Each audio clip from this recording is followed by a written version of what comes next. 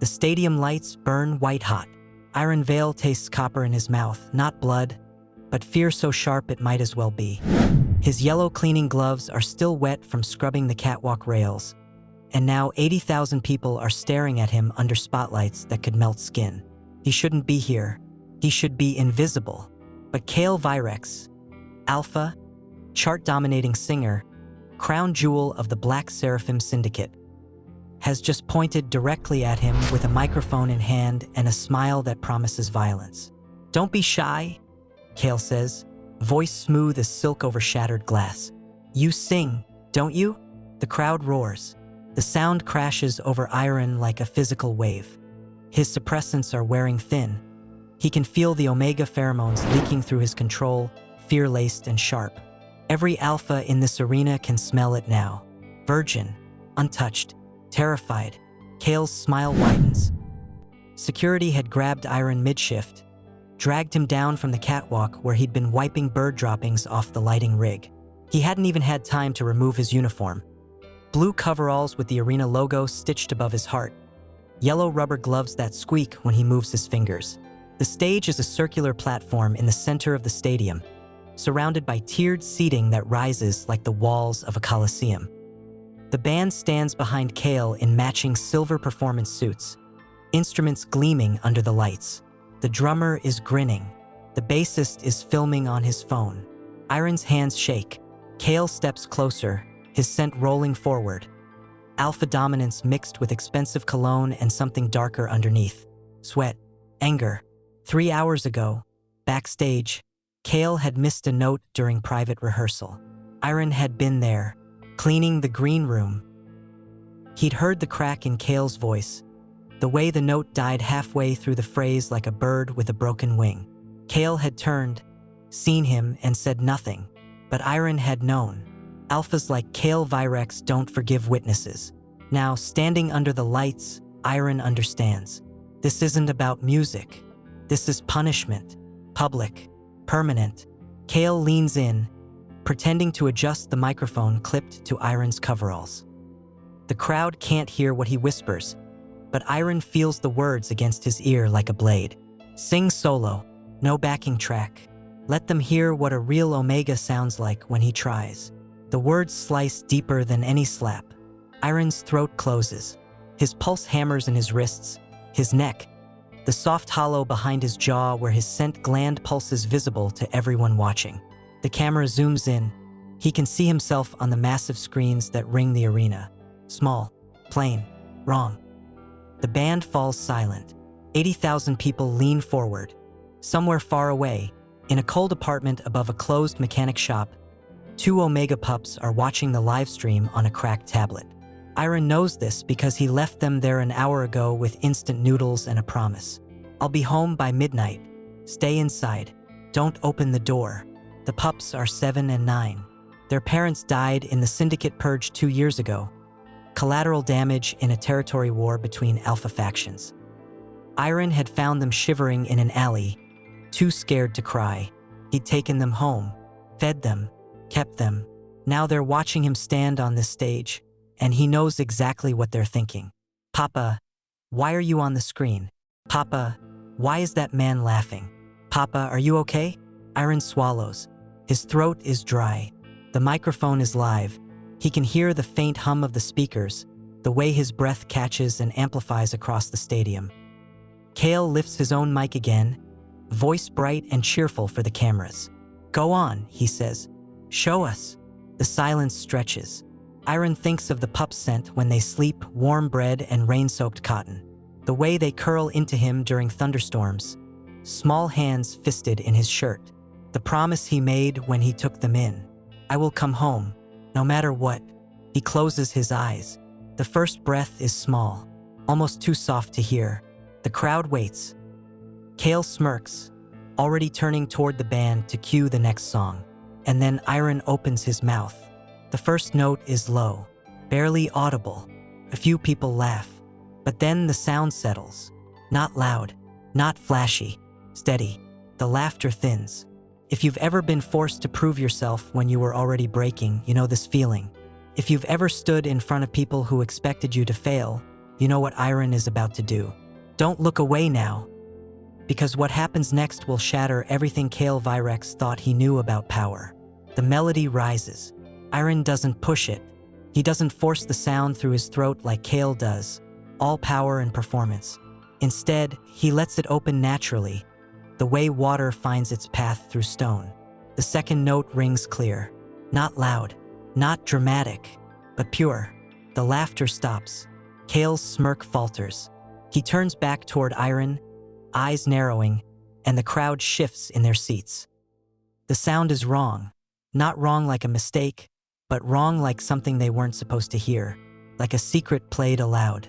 Iren's voice climbs into the third note, and the scent in the air changes. Alphas straighten, omegas gasp. Even the betas in the upper levels lean forward, hands frozen halfway to their mouths with forgotten drinks and snacks. The sound isn't trained. There's no vibrato, no stylized runs, no flashy technique. But it's honest, raw in a way that feels almost indecent, like watching someone bleed and not being able to look away. Kael's fingers tighten around his microphone. The band exchange glances. Iren reaches the passaggio, the register break where voices usually crack, where even professional singers lean on backing tracks and vocal processing to smooth the transition. He doesn't hesitate. The note shifts seamlessly from chest voice to head voice, thinning into something bright and controlled, impossibly pure. It hangs in the air like glass suspended mid-fall. The crowd goes silent, not the expectant silence from before. This is the silence of disbelief. Kael takes an involuntary step back, his alpha sense spiking, anger mixed with something sharper, fear, because that wasn't an omega begging to be heard. That was a voice that had been contained. Iren opens his eyes, still singing, and the melody curves into the phrase Kael always claims as his signature. The high note that ends his performances, the one plastered on every album cover and promotional poster. The note Kael missed 3 hours ago in rehearsal. Iren hits it perfectly, clean, effortless, no strain, and then he goes higher. The stadium erupts, not with screams, but with shock. People surge to their feet. Phones appear, recording, live streaming, the moment multiplying across social media in real time. Kael's face drains of color. The bassist drops his phone. The alpha beside the soundboard, Kael's personal enforcer, a man whose job is to break fingers and silence problems, goes pale, mouth open, staring at the omega in the janitor uniform who just shattered his boss's entire career in under 60 seconds. Iren finishes the phrase and lets the final note fall naturally, like he's setting something fragile down instead of showing it off. The sound tapers into silence, and for 3 heartbeats, the entire stadium holds its breath. Then someone shouts, "Do it again!" The cry spreads. More voices join. The crowd is no longer laughing. They're demanding. Kael spins toward them, rage cracking through his alpha, composure like ice breaking under weight. That's enough. He snaps into his mic. Cut his mic. The sound engineer hesitates, hand hovering over the board. Now. But before the feed cuts, Kael forces a laugh, sharp and cold, and leans into his microphone with a sneer. "Congratulations," he says, voice dripping venom. "You can mimic. Doesn't make you worth anything." The crowd stirs, uncertain. Iren opens his eyes fully for the first time since he started singing. He looks directly at Kael, and his voice, still amplified, still live, is quiet but steady. "I wasn't mimicking." Kael's sneer freezes. "I was singing the way I sing to keep my pups calm when they wake up scared." The words land like stones in still water. The crowd erupts again. But this time it's different. This time it's angry, not at Iren, Kael. The screens replay the moment in split screen. Kael's sneer on one side, Iren's exhausted, honest face on the other. The sound bites loop. "Doesn't make you worth anything. I was singing to keep my pups calm." Kael's hands tremble. His scent spikes again. Fury barely leashed. "Pups?" He spits. "You think that earns sympathy? You think anyone cares about some stray omega playing?" "No," Iren interrupts quietly. His mic is still live. I think it earns truth. The silence that follows is electric. Kael raises his hand sharply, signaling security. And that's when the air changes. A new scent floods the stage. Pure, unmasked alpha dominance so thick it feels like gravity doubling. The crowd gasps. Security freezes mid-step. Someone is walking onto the stage. Tall, broad-shouldered, dressed in black instead of silver. The lights catch his face, and the gasps turn to screams. Not fear, recognition. You know this moment. The moment when someone stronger finally notices. When the bully realizes they've made a mistake. When justice walks in wearing boots and doesn't ask permission. Stay with Iren because he's about to learn that sometimes the alpha who saves you is the most dangerous one of all. Rax Calder moves like a knife through water. The crowd parts in sound, screams turning to whispers, whispers turning to stunned silence as the Alpha King of the Eastern Syndicates crosses the stage in 5 long strides. He doesn't run. He doesn't rush. He doesn't need to. Every alpha in the stadium can feel his scent. Smoke and steel and something ancient underneath, the kind of dominance that doesn't need to be announced because it simply is. The security guards freeze. The band backs away. Even Kael goes still, his rage-flushed face draining to ash white. Rax stops 3 feet from Iren. Up close, he's terrifying. Not because of his size.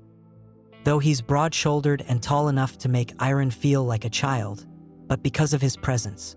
His eyes are dark, sharp, and fixed on Iren with an intensity that makes the Omega's pulse stutter. But he doesn't speak to Iren. Not yet.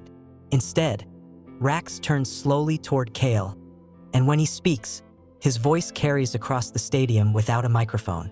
Touch him, Rax says evenly, and I shut this place down. Kael's mouth opens, closes, opens again. Rax, sir. This is just entertainment. Is it true? Rax interrupts, turning toward the crowd now, projecting his voice to the upper tiers, that my Omega cleaner sings better without protection than my headline alpha with every advantage? The screens flicker. Replay footage appears. Kael in rehearsal 3 hours ago, attempting the signature note. The camera catches the exact moment his voice cracks. Thin, strained, falling flat. Then the footage switches. Iren, 30 seconds ago, hitting the same note perfectly. Going higher. No backing track. No processing. Just his voice, raw and unfiltered. The crowd erupts. Kael's face twists. You can't just. I can, Rax says quietly. And I will. He gestures toward the sound booth and the alpha enforcer there. Kael's own man. Swallows hard and hits a button. The truth plays on every screen in the stadium. Kael's last 5 performances. Audio isolated. Vocals only. The backing tracks are obvious now. The pitch correction. The layered harmonies covering the cracks. Every note that sounded effortless on stage is revealed as smoke and mirrors. The crowd's anger shifts into something uglier. Betrayal. Kael stumbles back a step, hands raised. You don't understand. Everyone does this. It's industry standard. Everyone, Rax agrees, doesn't humiliate an Omega on live television to hide it. The words land like a hammer. Kael's mouth snaps shut. Rax finally turns to Iren, and his expression softens. Just barely, just enough. You smell like restraint, he says quietly. And courage. Iren's throat is dry. His hands are still shaking.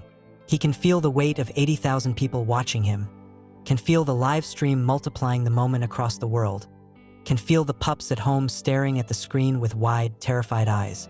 I smell like someone who couldn't afford lessons, Iren replies, voice barely above a whisper. Rax's mouth quirks. Not a smile, but close. Come home with me, he says. Not as property, as protection. The offer hangs in the air. The crowd murmurs. Kael explodes. You can't. He's nothing. He's a fucking janitor with delusions and… Rax doesn't shout. He doesn't need to. He simply looks at Kael, and the alpha singer's voice dies in his throat like a candle snuffed out.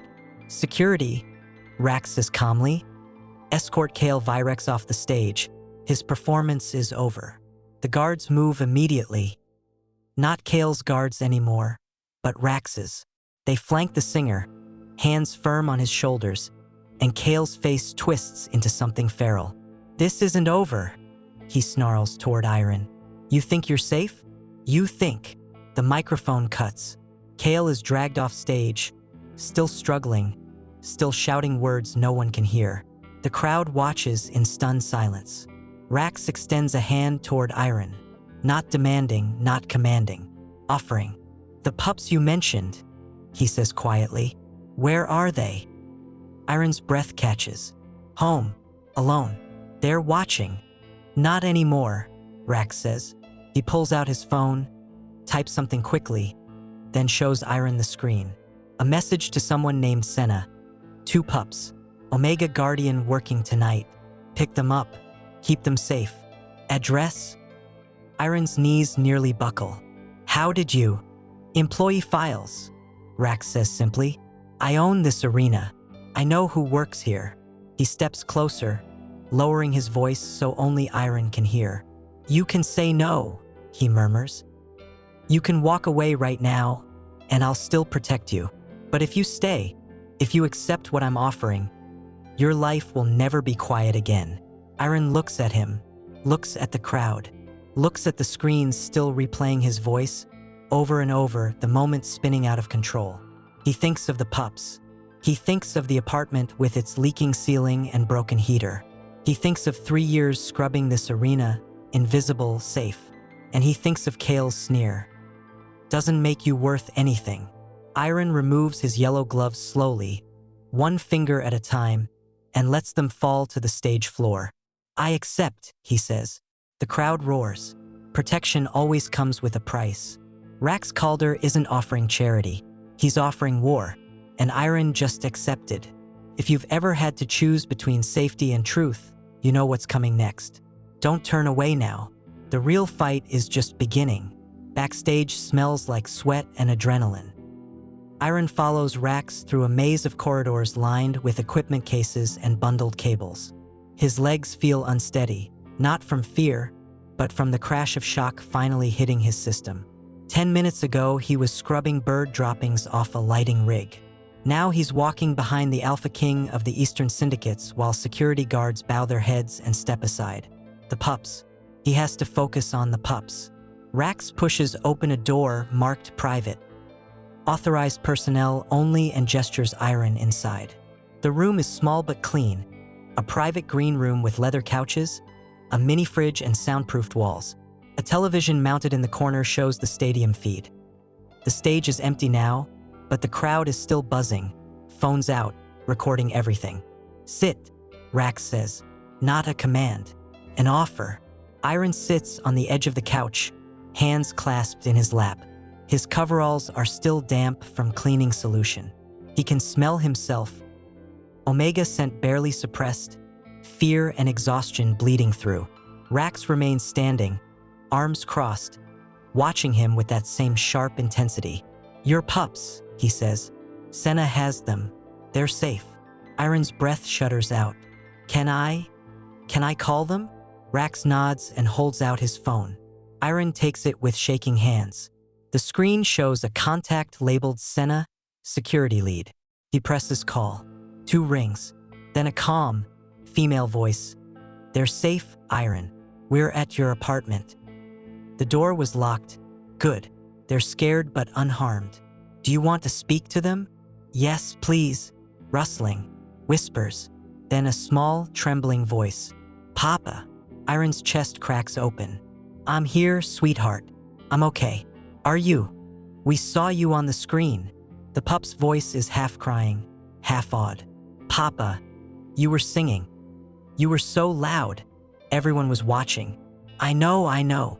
Iren closes his eyes, pressing the phone hard against his ear. "Listen to me.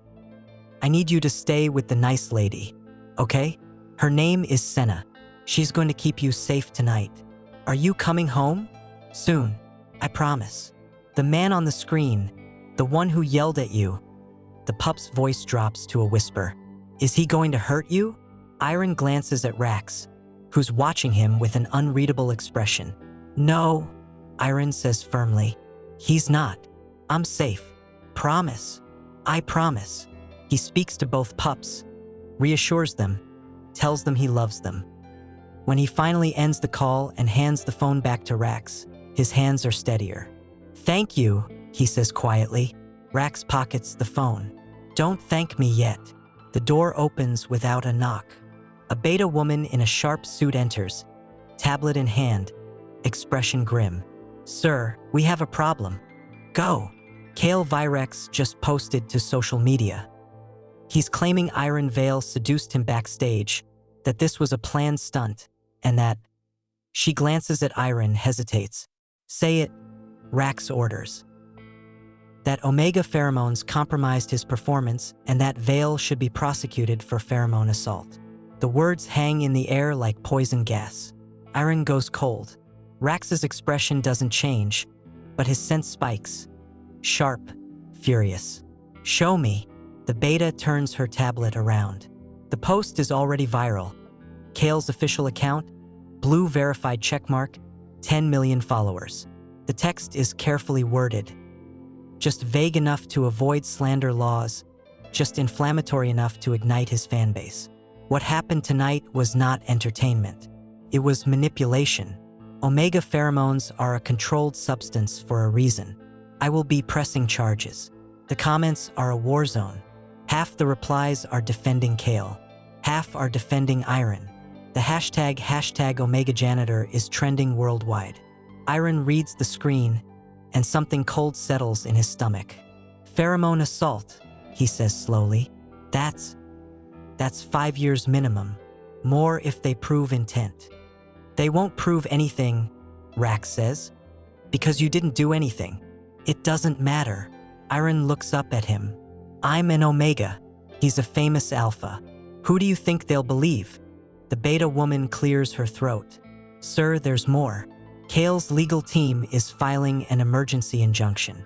They're requesting Iren Vale be held in custody pending investigation." Iren stands abruptly. "I need to leave. I need to get the pups and… sit down." The command in Rax's voice is undeniable. Iren sits. Rax turns to the beta. "File countercharges. Workplace harassment, public humiliation, and…" He pauses, thinking. "Fraud." Kael Virex has been using vocal processing to deceive paying customers for years. Get the audio files from tonight's broadcast. Get the rehearsal footage. I want every note he's ever sung analyzed. "Sir, that will take." "Then start now." The beta nods and leaves quickly. Rax turns back to Iren, and his expression softens, fractionally. "You need to understand something," he says. "Kael Virex is a syndicate asset. He generates revenue, influence, and public goodwill. Attacking him publicly, even accidentally, is attacking the syndicate." "I didn't attack him," Iren says. "I just sang." "I know, but perception is reality." Rax crouches in front of Iren, bringing them eye level. "If you stay in this fight, it will get worse. They'll dig into your past, your pups, your suppressant prescriptions. They'll use everything. Then what do I do? You let me fight for you." Iren stares at him. "Why?" "Because you hit a note Kael couldn't." Rax's mouth quirks slightly. "And because I'm tired of watching alphas abuse power they don't deserve." The television on the wall flickers. Breaking news. Famous singer Kael Virex accuses Omega Janitor of pheromone assault. Exclusive interview at 11. Iren's stomach turns. Rax stands, pulling out his phone again. "I'm calling in favors," he says. "By morning, you'll have the best legal team in the country. Your pups will be under 24/7 protection. And Kael Virex will learn what happens when he picks a fight with someone under my protection." "And if that's not enough?" Iren asks quietly. Rax looks at him, and for the first time, Iren sees something dangerous behind those dark eyes. "Then I'll destroy him," Rax says simply. "Completely." The door opens again. Another guard, breathless. "Sir, Kael Virex is demanding a live performance. Tomorrow night. Says he'll prove the accusation was false. that he can hit the note without interference. Rax goes very still. Iren's pulse spikes. Tell him, Rax says slowly, that I accept. But if he fails, his smile is sharp as broken glass. He retires, permanently. The guard nods and leaves. Iren stands, heart hammering. He'll have every advantage. Backing tracks, processing, a full band. No, Rax interrupts. I'm setting the terms. Solo, no equipment, no processing. He looks at Iren, and you'll be there. Me, you'll sing the same song, same stage, same conditions. Rax's eyes are burning now, and we'll let the world decide who's telling the truth. This is the moment when the rules change, when the prey stops running and the predator realizes they're being hunted. Tomorrow night, Kael Virex will have to prove himself. And you're going to watch him fail. Stay with Iren. Stay for the justice that's coming. 24 hours later, the stadium is packed again. But this time, it's different. The crowd isn't here for entertainment. They're here for blood. Iren stands backstage, watching the feed on a monitor. His pups are safe, hidden in a secure location with Senna and 3 other guards. His apartment has been moved. His identity is being scrubbed from public records. Rax Calder works fast. But none of that matters right now, because in 10 minutes, Iren will walk onto that stage again. And this time, the world will be watching with full attention. Rax appears beside him, dressed in black as always. How do you feel? Terrified, Iren admits. Good. Fear keeps you sharp. Rax hands him a bottle of water. Drink. Your throat needs to be clear. Iren drinks, hands trembling slightly. On the monitor, Kael Virex takes the stage. The crowd's reaction is split, half cheering, half booing. The singer looks immaculate. Hair styled, makeup perfect, wearing an all-white performance suit that gleams under the lights.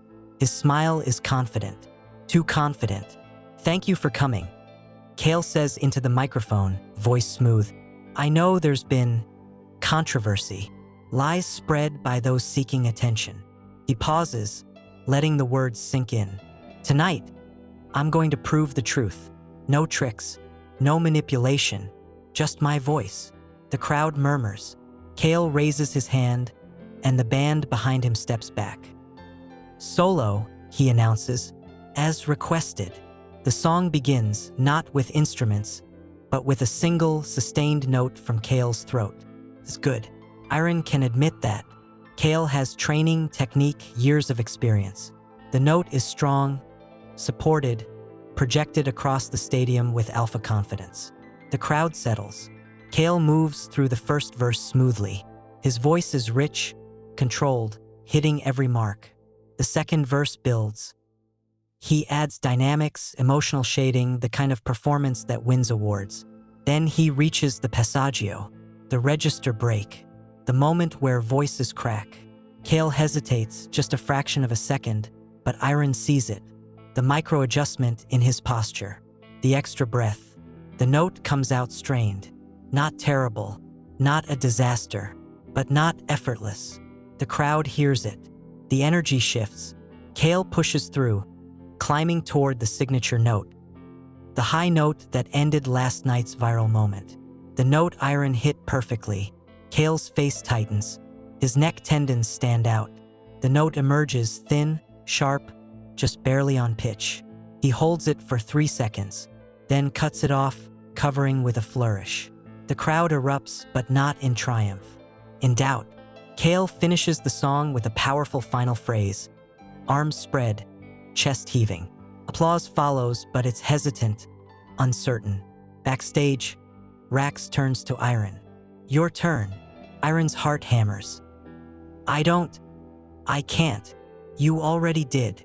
Rax's hand settles on his shoulder, not forcing, not commanding. Grounding. Same song, same stage. Show them the difference. Iren walks onto the stage. The crowd's reaction is immediate. Screams, cheers, boos, confusion. The lights are blinding again, but this time Iren isn't wearing his coveralls. Rax's team dressed him in simple clothes. Dark jeans, A soft gray shirt, no logos or flash. He looks like himself. Small, plain, Omega. Kael stands at the other end of the stage, arms crossed, smile tight. The host, a neutral beta journalist, steps forward with a microphone. Same song, she announces. Same conditions. No processing. The audience will vote. Iren takes his position at center stage. The microphone is clipped to his collar. Silence falls. 80,000 people hold their breath. Iren closes his eyes. He doesn't think about Kael. He doesn't think about the cameras, the votes, the legal battle waiting in the wings. He thinks about the pups. The way their breathing evens out when he sings to them at night. The way their small hands relax against his chest. The way they trust him to keep the nightmares away. He opens his mouth. The first note is soft, almost too soft, but it's clear. No strain, no pushing, just sound, pure and honest. The melody rises naturally, the way water rises in a well. Iren doesn't perform the song. He simply lets it exist, the way he does when he's alone with the pups in their small apartment. The crowd is silent, not waiting, listening. The second verse opens, and Iren's voice gains confidence. Not in volume, but in presence. He reaches the passaggio without hesitation. The register shift seamless, effortless.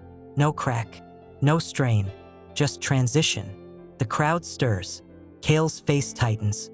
Iren climbs toward the signature note, the one Kael struggled with, the one that started this entire war. He hits it perfectly, clean, sustained, resonant. And then, just like last night, he goes higher. The note hangs in the air, impossibly pure, and the stadium erupts. Not politely, not uncertainly. The crowd is screaming. Iren finishes the phrase, lets the final note fade naturally, and opens his eyes. Kael is staring at him, face pale, hands clenched into fists. The host steps forward, tablet in hand. The votes are in, she announces. Overwhelming majority, but she doesn't get to finish. Because the sound engineer, the same alpha who worked for Kael last night, steps onto the stage, microphone in hand. I need to say something, he interrupts, voice shaking. The crowd goes silent. The engineer looks at Kael, then at Iren, then at the cameras. Kael Virex's performances, he says slowly, have been processed for 3 years. Pitch correction, layered tracks. I have the files. All of them. The stadium explodes. Kael lunges forward, but security blocks him. You're lying. He screams. I have proof, the engineer says. He holds up a USB drive. Every session, every edit, every lie. Rax Calder walks onto the stage, takes the drive, and holds it up for the cameras. This, he says quietly, is truth. The crowd's roar is deafening. Kael collapses to his knees, hands over his face. And Iren, small, plain, Omega, stands at center stage under the lights. Not invisible anymore. Never invisible again. Justice doesn't always come quietly. Sometimes it roars. Sometimes it breaks the person who thought they were untouchable. And sometimes, just sometimes, it sounds like an Omega singing a lullaby to keep his pups calm. This is what happens when truth finally speaks. Stay for what comes next. Stay for the reckoning. The hotel suite smells like expensive leather and cleaning solution. Iren sits on the edge of a bed that costs more than 3 months of his salary. Former salary, he corrects himself and stares at his hands. They're still shaking. 2 hours since he left the stage. 2 hours since the crowd erupted. 2 hours since Kael Virex's career imploded on live television. His phone won't stop buzzing. Rax took it away 30 minutes ago. Nothing good is happening on there, the alpha had said, pocketing it. Trust me. Now Iren is alone in the suite's bedroom while Rax handles calls in the main room, lawyers, security, syndicate contacts. The door is cracked open. Iren can hear fragments of conversation. Full protection detail, yes. I don't care what his contract says. The pups are non-negotiable. Iren closes his eyes. The pups. He hasn't seen them since yesterday morning. Hasn't held them. hasn't checked their scraped knees or braided the younger one's hair or reminded the older one to take his allergy medication. They're safe. Senna confirmed it. But safe isn't the same as home. The door opens wider. Rax enters, exhaustion visible in the set of his shoulders. He's removed his jacket. Shirt sleeves rolled up, collar loosened. For the first time, he looks almost human instead of untouchable. "How are you holding up?" he asks. Iren doesn't know how to answer that. "I want to see them," he says instead. "The pups. Please." Tomorrow morning, Rax sits in the chair across from the bed. "Tonight, we need to talk about what happens next." "What happens next is I take my pups and disappear," Iren says. "Find a new city, new names. New. That won't work." "Why not?" "Because you're famous now." Rax's tone is matter-of-fact. 4 billion views across platforms. Every news outlet in 6 countries. You can't disappear when everyone knows your face. Iren's stomach drops. 4 billion. He thinks of the apartment above the mechanic shop. The cracked tablet. The instant noodles. The careful, invisible life he'd built. Gone. "I didn't ask for this," he whispers. "I know." Rax leans forward, elbows on his knees. "But it's what you have. And now you need to decide what to do with it." "What are my options?" Option 1. I move you and the pups into a secured property. Full-time protection. New identities eventually, but it'll take months. During that time, you stay hidden while the legal battle plays out. And option 2? Rax hesitates. "You lean in," he says finally. "You let me position you publicly. Interviews, appearances.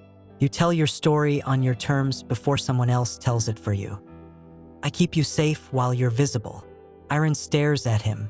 "You want me to become more public?" "I want you to control the narrative." Rax's gaze is steady. "Right now, you're a viral moment. In 3 weeks, you'll be a footnote unless you claim the story. And if I don't want to be a story, then you'll spend the rest of your life hiding." The words settle like stones. Iren thinks of the pups watching the live stream, the way their faces had lit up when they saw him singing. The way the younger one had whispered, "Papa, you were so loud." He thinks of 3 years scrubbing floors, 3 years keeping his head down, 3 years making himself small enough to survive. "If I do this," Iren says slowly, "if I agree to be public, what happens to Kael? His syndicate is cutting ties.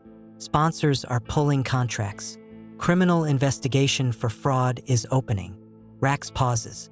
But he's not going quietly. His legal team is already building a defense. They'll try to paint you as a manipulator, a pheromone abuser, a liar. Let them try. The words come out harder than Iren intended. Rax's mouth quirks. "Good. That's the energy you'll need." Iren's phone, still in Rax's pocket, buzzes insistently. Rax pulls it out, glances at the screen, and his expression darkens. "What?" Iren asks. Rax turns the phone around. A news alert. Kael Virex Syndicate offers $500,000 reward for information on Omega Janitor's past. Truth will come out.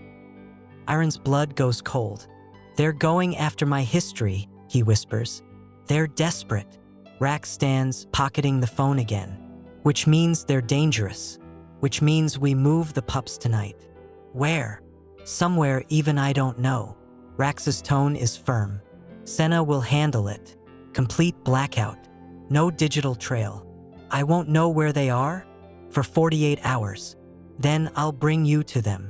Rax crosses to the door, then pauses. "This is the price, Iren. Safety requires sacrifice. Are you willing to pay it?" Iren thinks of the younger pup's laugh. The older pup's careful, serious eyes. "Yes," he says. Rax nods and leaves.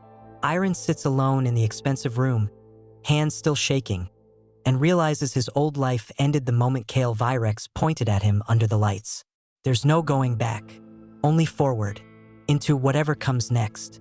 Protection always costs more than you think. Sometimes it costs your anonymity. Sometimes it costs your peace.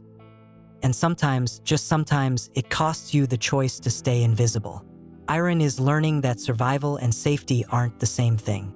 Stay with him, because what's coming next will test everything he thought he knew about strength. The call comes at 3 a.m. Iren jolts awake to the sound of Rax's phone ringing in the main room. Sharp, insistent. He stumbles out of bed, heart already racing, and finds Rax standing by the window in the dark, phone pressed to his ear. The alpha's scent is spiking. Fury barely leashed. When? Rax demands into the phone. Pause. How many? Pause. Is she hurt? Iren's chest constricts. Senna. I'm coming now, Rax says and ends the call. He turns and Iren sees it in his face. The thing that makes alphas dangerous when the people they protect are threatened. What happened? Iren whispers. Kael's people found the safe house. Rax is already moving, pulling on his jacket, checking his weapon. They didn't get inside, but they tried. Senna's moving the pups to secondary location. Are they hurt? Scared. Not hurt. Rax looks at him. You're coming with me. But you said. Plans changed. Rax grabs a second jacket and tosses it to Iren. Get dressed. We leave in 2 minutes. Iren dresses with shaking hands, jeans, shirt, shoes. His heart is hammering so hard he can feel it in his throat. The pups. The pups saw armed alphas trying to break down their door. The pups are terrified. Because of him. Because he sang. The drive is silent and fast. Rax's driver navigates dark streets with practiced efficiency. And Iren watches the city blur past, stomach churning with guilt. This is my fault, he says quietly. No, Rax doesn't look at him. This is Kael Virex's fault. Don't confuse the two.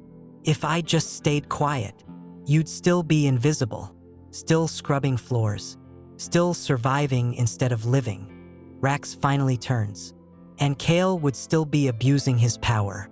You didn't start this war. You just refused to lose it. The car pulls up to an unmarked building, warehouse district, industrial area, nothing notable.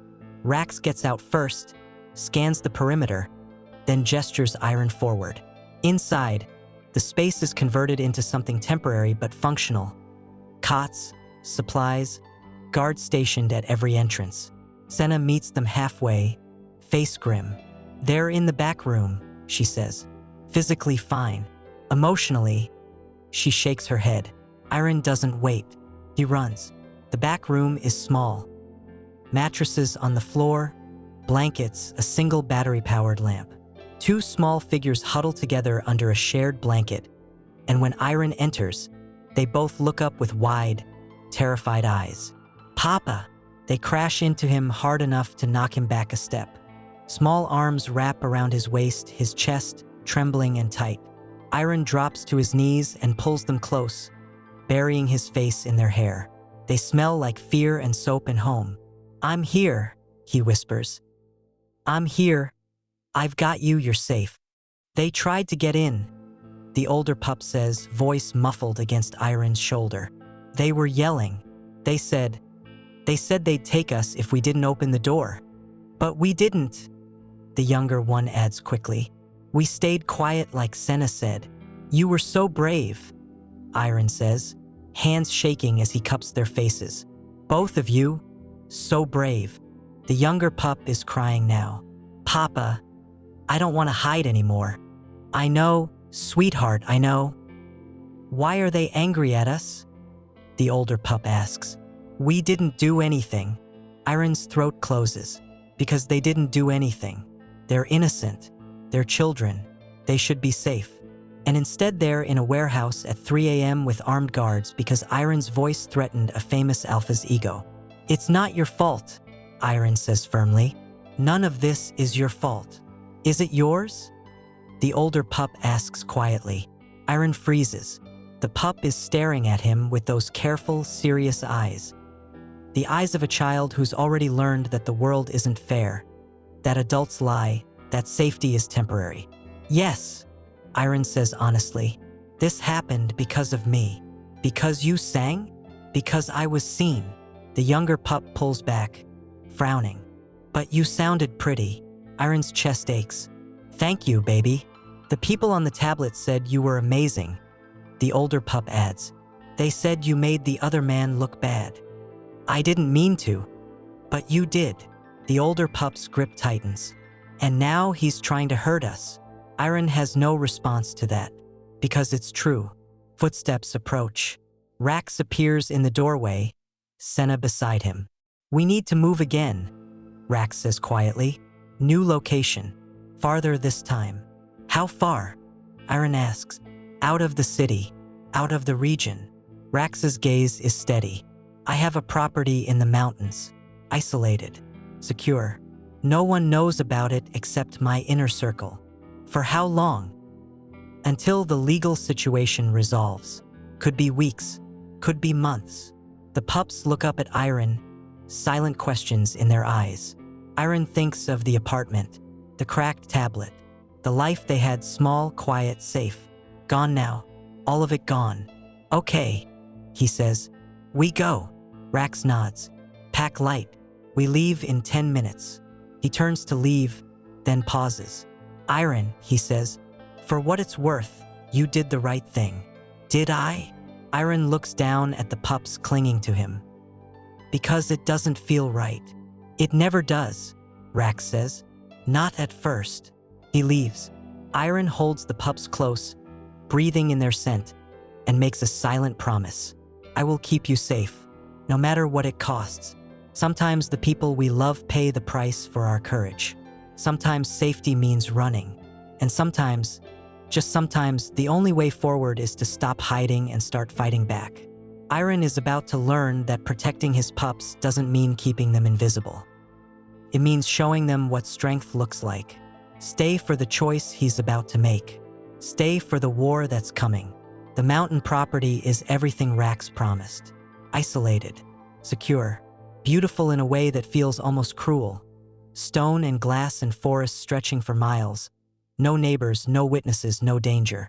The pups explore cautiously, hands clasped together, while Iren stands at the massive windows and watches clouds roll through the valley below. He's been here for 3 days. 3 days of silence.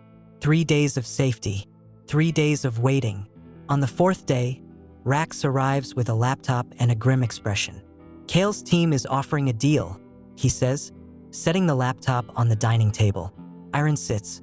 The pups are upstairs, napping. What kind of deal? Full recantation. You admit the performance was staged. You claim emotional instability. They drop all charges, pay you $2 million, and you disappear. $2 million, Iren repeats. Enough to relocate. New identities. New life. You'd never have to work again. Iren stares at the laptop screen.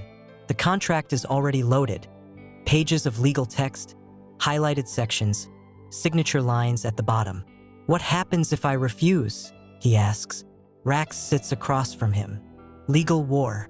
They'll dig into every corner of your life. Your parents, your history, every suppressant prescription, every medical record, every past relationship. They'll try to prove you're unstable, manipulative, dangerous. And the pups, they'll use them, claim you're an unfit guardian, that your omega status makes you emotionally volatile. Iren's hands curl into fists. How long would the legal battle take? Years, maybe 5, maybe more. And would I win? Rax pauses. Probably. The evidence is on your side. But probably isn't certainty. Iren looks at the contract again. $2 million. Safety. Peace. Silence. If I sign this, he says slowly, what happens to the truth? It gets buried. Rax's tone is neutral. Kael's syndicate controls the narrative. They'll spin it as a publicity stunt gone wrong. Your voice becomes a footnote. And Kael continues his career, maybe takes a break for a few months, comes back with a redemption story. Iren stands abruptly and walks to the window. Outside, the forest is green and alive. Birds circle overhead. The pups' laughter drifts down from upstairs. They found a box of old toys in the closet. He thinks of the younger pup's voice. Papa, you sounded pretty. He thinks of the older pup's eyes. You made the other man look bad. He thinks of 3 years scrubbing floors, keeping his head down, surviving by being invisible. "No," he says. Rax goes still. "No, I won't sign it." Iren turns. "I won't lie. Iren, I sang because he humiliated me. I sang because I had no choice. And my voice, my real voice, was better than his processed one." Iren's hands are shaking again, but his voice is steady. "That's the truth. And I won't bury it for money." Rax studies him for a long moment. "You understand what you're choosing?" he asks quietly. "Years of legal battles, public scrutiny. Your pups will grow up in the spotlight." "I understand. Then we do this my way." Rax closes the laptop. "No more hiding, no more defense. We go on offense." "How?" Rax pulls out his phone. "You record a video, raw, unedited. No stage, no lights, no performance. Just you singing the same song with the pups in the room." Iren's breath catches. The pups, they don't have to be on camera, just their presence, their voices in the background. Rax's gaze is intense. "Let people see what you were protecting, why you sang, who you sang for. And then, we upload it everywhere. We bypass Kael's syndicate, bypass traditional media. We go directly to the people who already saw you sing once and believed you." Iren thinks of 4 billion views, 4 billion people who heard his voice. "When?" he asks. "Now." 30 minutes later, Iren sits in the property's small music room. Just a chair, a window, natural light streaming in. No microphone, no editing equipment. Just Rax's phone propped on a shelf, recording. The pups are in the next room, visible through the open door, playing quietly, safe. Iren looks at the camera. "My name is Iren Vale," he says. "I'm an Omega. I'm a janitor. And 4 days ago, I was forced to sing on stage to humiliate me." He pauses, gathering his breath. "What you saw wasn't a stunt. It wasn't planned. It was survival." His voice is soft but clear. "I've been singing to my pups since I took them in 2 years ago.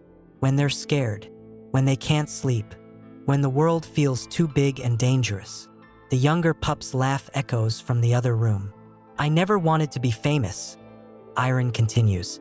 "I just wanted to keep them safe. But Kael Virex decided to use me as entertainment. And when I sang the way I sing for them, it exposed something he'd been hiding for years." He closes his eyes. "This is that song. No stage, no pressure, just my voice, the way it really sounds."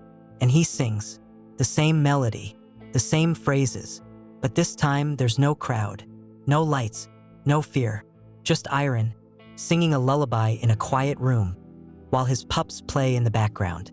The high note comes naturally, effortlessly. He finishes, opens his eyes, and looks at the camera. "That's the truth," he says. "Kael Virex's team is offering me $2 million to say I lied. I'm not taking it, because my voice isn't for sale." He reaches forward and stops the recording.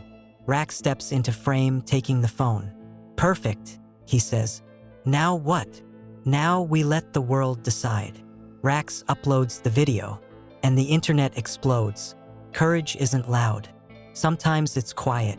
Sometimes it's just refusing to lie when lying would be easier. Iren just chose truth over safety, and now the world is watching. Stay with him, because the fight is just beginning.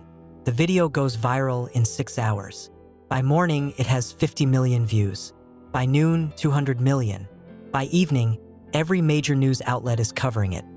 Not as entertainment, but as a story about power, abuse, and one Omega's refusal to stay silent.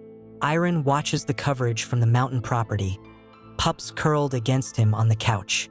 Rax sits nearby, phone in hand, monitoring the fallout. "Sponsors are pulling from Kael," Rax says, scrolling through alerts. "All of them, simultaneously." "How many?" 14, including his primary label. Iren's chest tightens. He's finished. Not yet, but close. Rax looks up.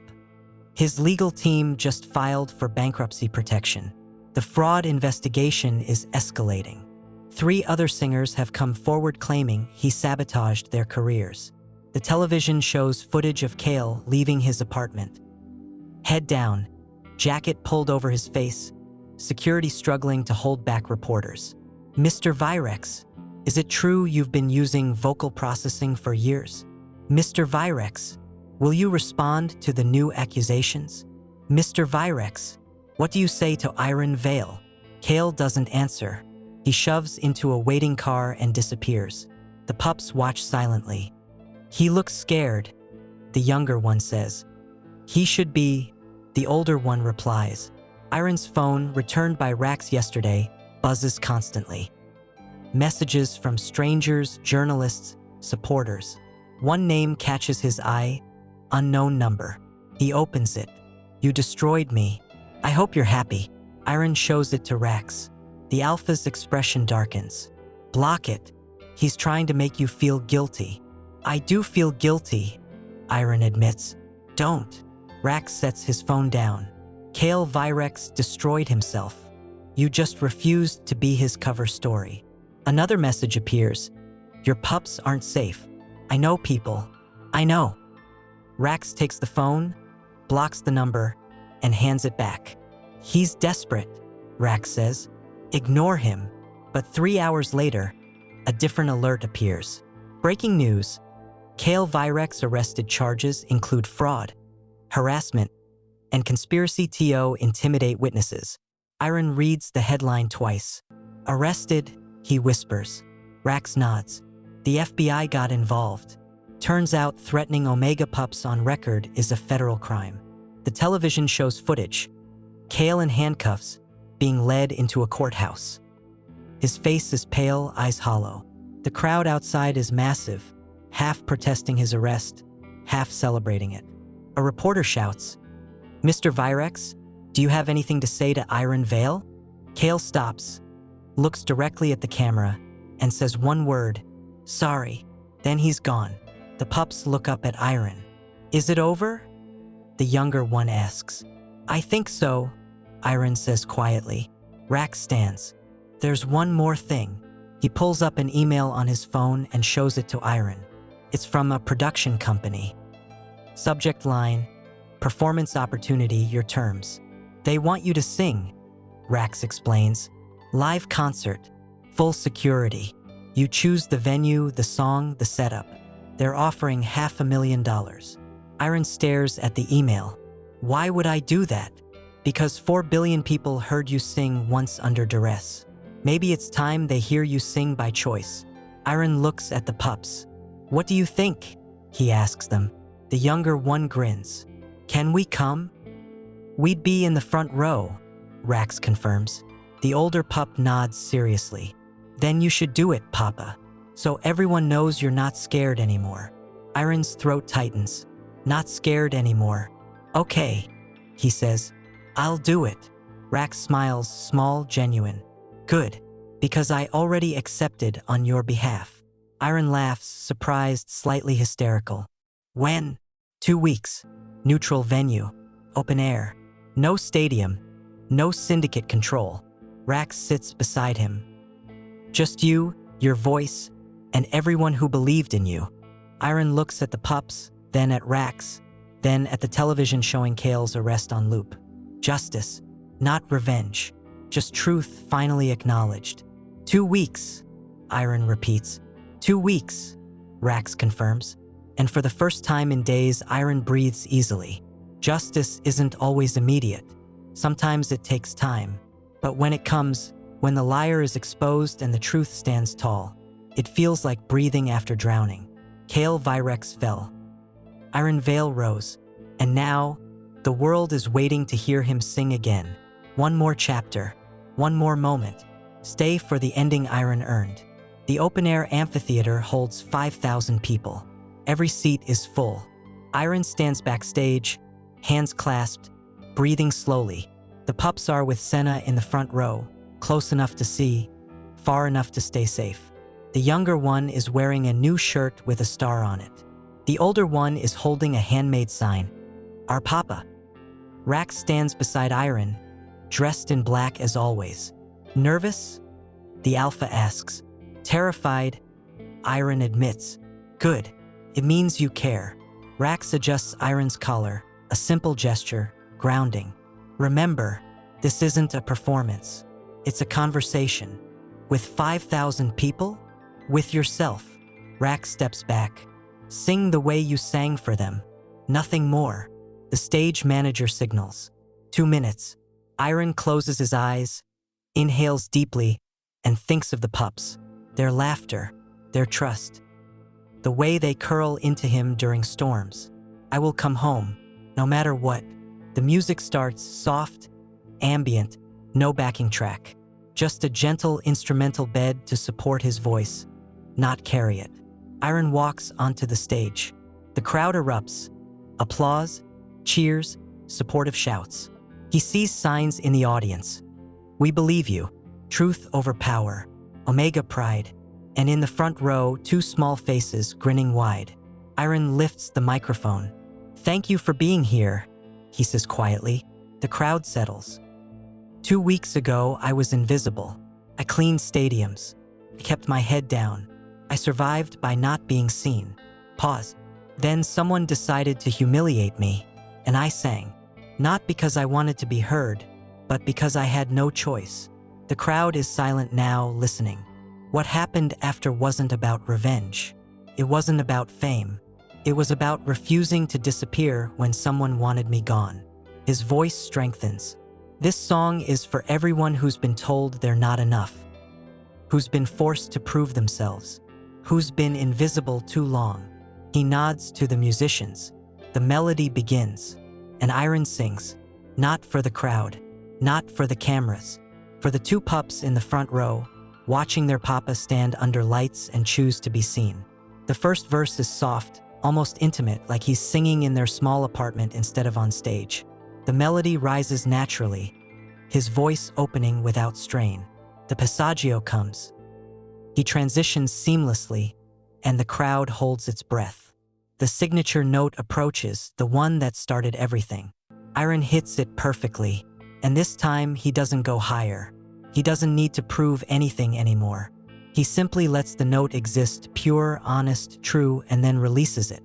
The final phrase comes, gentle and resolving, and Iren finishes with his eyes open, looking at his pups. They're standing now, hands clasped, tears streaming down their faces. The crowd erupts, but Iren barely hears them, because Rax has walked onto the stage. Not to claim him, not to control him, but to stand beside him. You did it, Rax says quietly. I did, Iren agrees. The Alpha King turns to the crowd and raises his voice. Iren Vale, he announces, will not be returning to janitorial work. He will be joining my personal staff as a vocal consultant and cultural advisor. His pups will be enrolled in the best schools, and anyone who threatens them, his gaze sweeps the audience, will answer to me personally. The crowd roars approval. Iren looks at Rax, stunned. You didn't have to. Yes, I did. Rax's expression is serious. You proved something important. That power doesn't belong to the loudest voice. It belongs to the truest one. Iren's throat tightens. The pups run onto the stage. Security allows it, and crash into Iren with enough force to make him stumble. He drops to his knees, pulling them close, and the cameras capture it all. Not a janitor anymore. Not invisible anymore. Just a father holding his pups, while 5,000 people witness what courage looks like. Rax steps back, giving them space, and the crowd continues cheering. Later, after the encore, after the interviews, after the pups fall asleep in the car on the way home, Iren sits in the Mountain Properties kitchen with Rax, drinking tea in comfortable silence. What happens now? Iren asks. You decide, Rax says. You have options. Money, security, freedom, and you. Rax looks at him. I stay until you don't need me anymore. What if I always need you? The Alpha's mouth quirks. Then I stay. Iren sets down his tea. I don't want to be your employee, he says quietly. Or your project. Or your. I know. Rax's gaze is steady. What do you want? Iren thinks of the pups upstairs, safe and sleeping. He thinks of his voice, finally heard. He thinks of the choice to be seen. A partner, he says.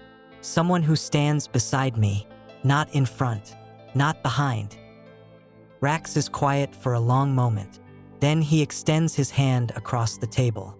Deal, he says. Iren takes it, and for the first time in years, he feels like he's exactly where he belongs. Some voices are meant to stay quiet, but some, like Iren's, are meant to be heard. Not because they're the loudest, not because they're perfect, but because they're true. And truth, once spoken, never fades. If the story touched you, remember, you have a voice too. Use it.